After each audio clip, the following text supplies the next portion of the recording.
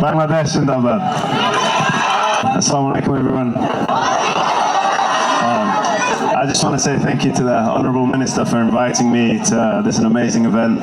He's started something amazing, something that will inspire a whole generation of leaders and big stars, inshallah. So yeah, amazing work, and inshallah, like he says, from here there's going to be many more big stars, a lot bigger than me, and a lot maybe bigger than the captain, but so inshallah.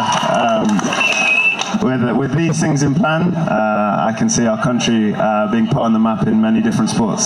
So just thank you again, and all the best. Bangladesh Zindabad. অনেক ধন্যবাদ হামজা চৌধুরীকে।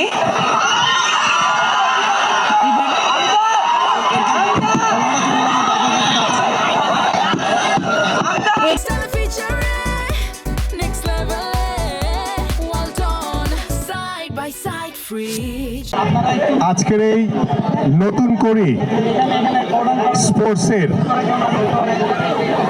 আমরা আজকের এই দিনে যে উপস্থিত হয়েছি, আপনারা দেখেছেন ইতিমধ্যে আমাদের মাঝে উপস্থিত হয়েছে আমাদের বাংলাদেশের ন্যাশনাল ফুটবল টিমের ক্যাপ্টেন এবং বাংলাদেশের বর্তমান ফুটবলের কোচ জনাব হামজা চৌধুরী উপস্থিত আমাদের, এবং সাথে উপস্থিত আমাদের বাংলাদেশ ফুটবল ফেডারেশনের সম্মানিত সভাপতি জনাব তাবিদ আওয়াল, উপস্থিত রয়েছেন বাংলাদেশ ফুটবল ফেডারেশনের সহসভাপতি ফাহাদ করিম সহ আমাদের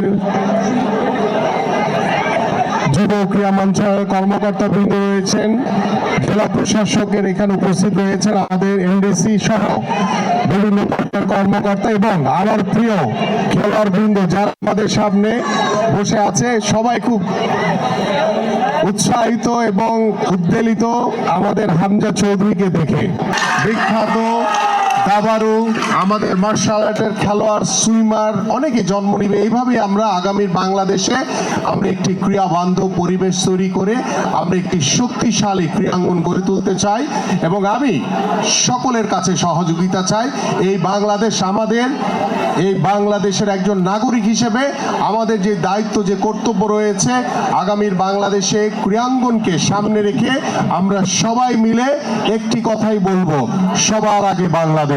সেই বাংলাদেশকে আমাদের এগিয়ে নিয়ে যাওয়ার জন্য আমরা ঐক্যবদ্ধভাবে কাজ করবো ইনশাআল্লাহ। সবাইকে ধন্যবাদ। বাংলাদেশ জিন্দাবাদ।